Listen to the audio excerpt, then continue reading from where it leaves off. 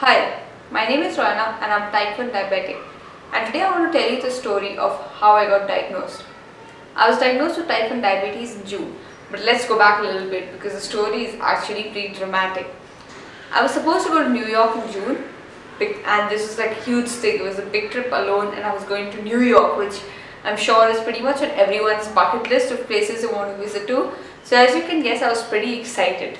Now, over the past few months, I had several life changes. I had left university, I had just joined a new job, I had gotten a new exercise routine, my life was changing in several ways, and with this I noticed that I had started feeling a lot hungrier all the time, and a lot hungrier.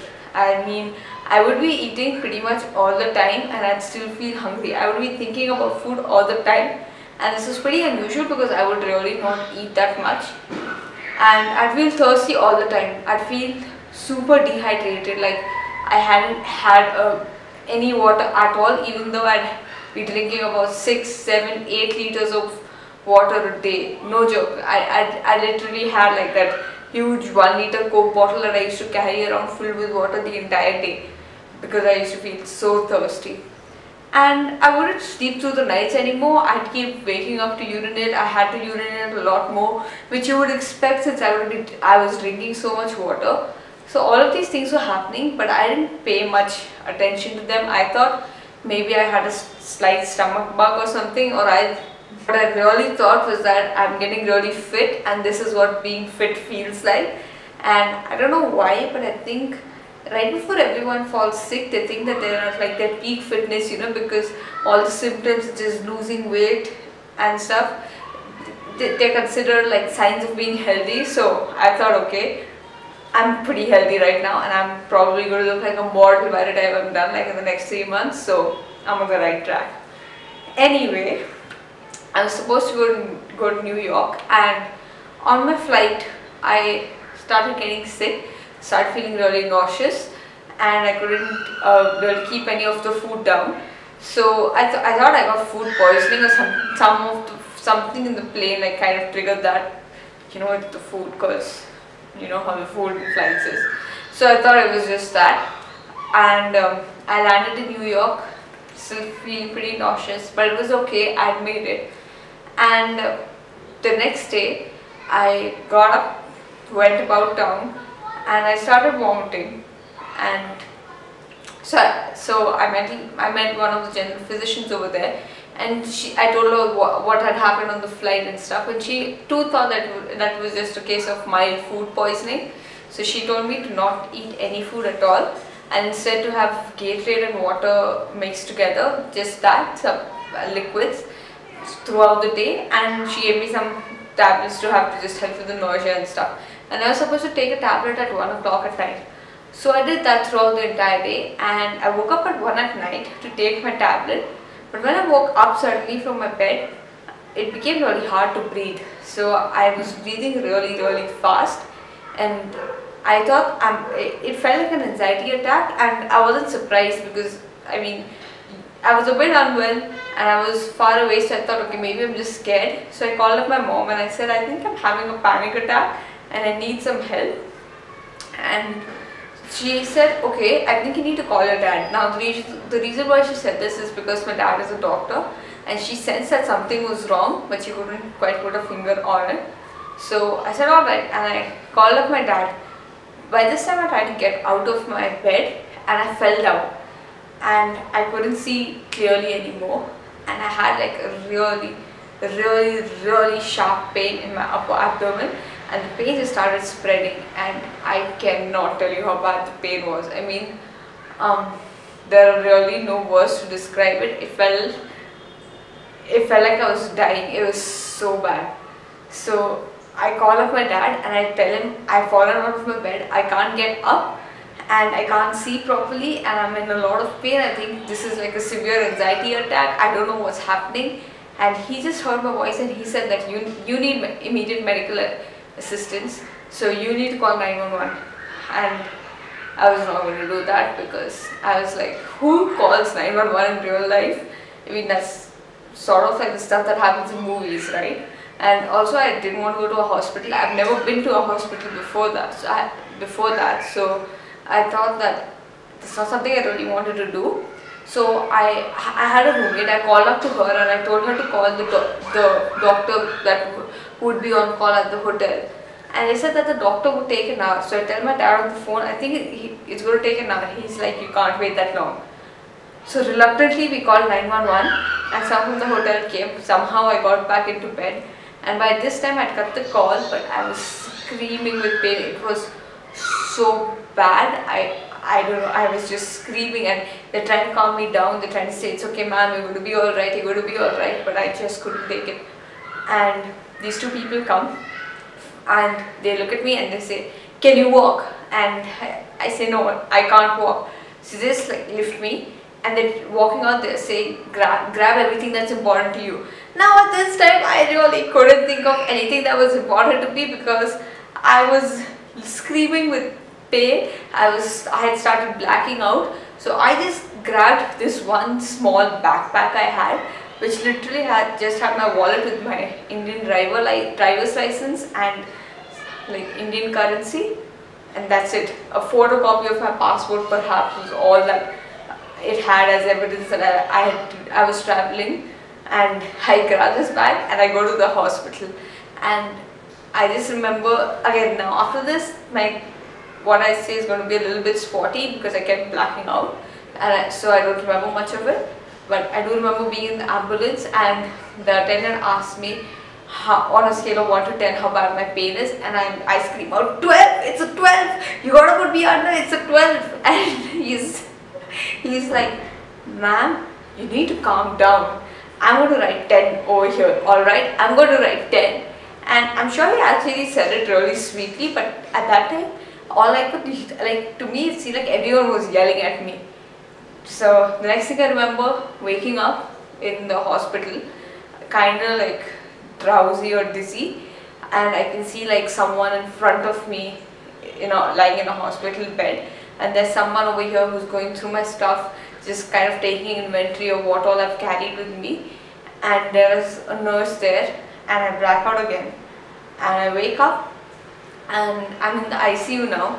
And as you can guess, I was pretty scared. I didn't know I was in the ICU at the time. I thought I was just in a general hospital room, and I thought that I just had a really bad case of food poisoning.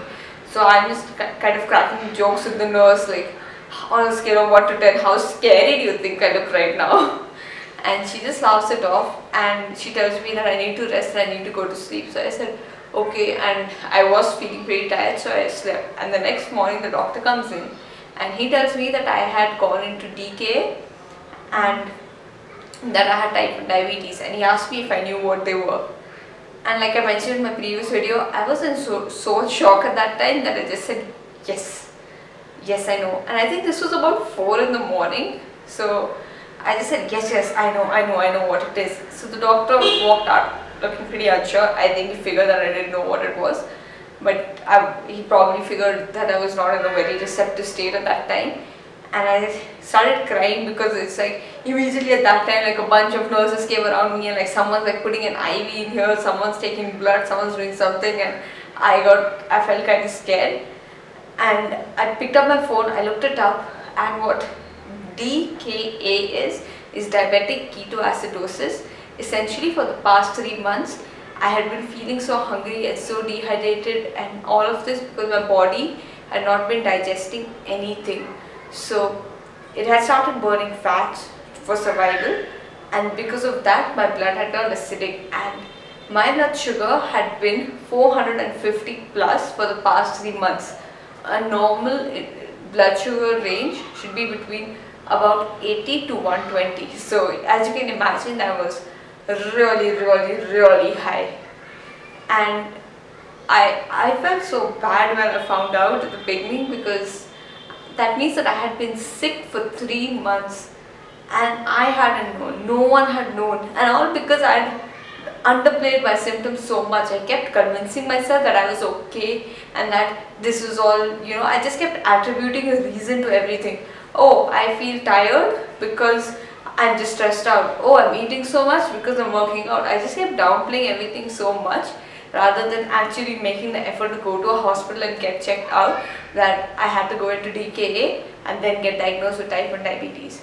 And as you can imagine, waking up in an ICU in a new country on your very first day, you don't know anyone there, and you are told that you have a chronic illness now that you didn't even know you had, and you find out that you had actually been making it much worse over the past months without realizing it. You feel pretty scared and you feel pretty shitty, to be honest. But at that moment, I don't know, I was scared, but I just thought to myself, it's going to be okay. And during all this time, I hadn't told my parents where I was, so I thought they didn't know where I was. So I just keep telling the people in the hospital that I need to inform my parents, I need to inform my parents. But guys, your parents are better than the FBI, because my dad actually found out which hospital I was in. He had already spoken to the doctor in the emergency room, he already knew everything. So when I called him, he knew everything. I don't know which hospital I was in for like at least 3 days. But shout out to everyone who works at New York Presbyterian. Everyone was so sweet. They took so much care of me. They came and checked up on me every single day, and they didn't really focus so much on curing me, but they really cared about making me feel comfortable. They were caring for me. Here's the thing, they took really good care of me, and strangers too. I had people in the hospital who came up to me and they let me cry.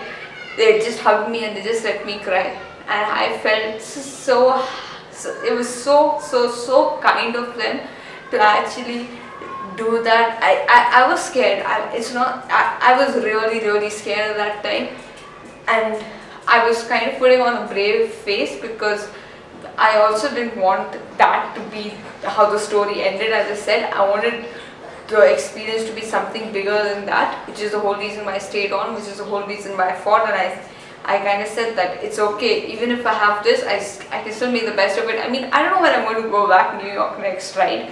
But is my story about my visit to New York is going to be about how I was in the hospital for a week, or is it going to be about how I was in the hospital for a week, but then for the next 3 weeks I was pretty much bawling? So that's essentially what happened, and that's how I was diagnosed. And the truth is that a lot of people with type 1 diabetes are diagnosed because in DKA, because we all underplay our symptoms a lot, and especially in a country like India, we don't have a culture where you go for yearly checkups and you or you go to the hospital often if you feel unwell. We usually say that, you know what, it's going to be okay, or just like self-medicate, which is something none of us should be doing. You need to go to the hospital if you're not feeling okay. Even if it turns out to be nothing, it's better to go rather than for it to reach a stage like it did for mine, where it's really bad, and it could have been much worse. Had I waited just an hour longer, maybe I wouldn't have made it. You never know what could have happened, right? So that's definitely something that I learned. I need to get yearly checkups done, which is the second thing that I learned, is that you are brave and you are strong enough to get through anything. Never in a million years would I have imagined that I could get through a situation like this. I could have never imagined going to the ICU, being diagnosed without my parents, and then still making it back, like still making it out of the hospital, still being able to enjoy my trip. I could never have imagined doing any of that, but the fact is that I did. So you too can make it through any of the tough times, and even though at the moment it feels like you're not strong or brave enough to do this, or you wonder if you are the kind of person who can do this, let me tell you, yes, you are the kind of person who can do anything. And I wish that people would take that away from my story and realize that you really don't have to be scared. And what the whole experience as a whole really taught me is that it gave me a lot of perspective on life. Before this, I cared a lot about things which I now consider meaningless. A lot of unnecessary drama, a lot of unnecessary things that I used to focus on. Whereas now I focus all of my energy on things that truly matter to me, and every day if I ask myself the question, am I happy with how today went? Do I think that I gave it my best? And the second thing, if there is a situation that frustrates me, I ask myself, if I died tomorrow, would this really matter to me? And you'll be surprised, like the number of things that really don't matter anymore, and the number of things that we actually fight about, which really don't matter in the long run. It doesn't matter. So that's something I learned, and that's something I do every day, and that's how I live my life now. So that was the story of how I got diagnosed.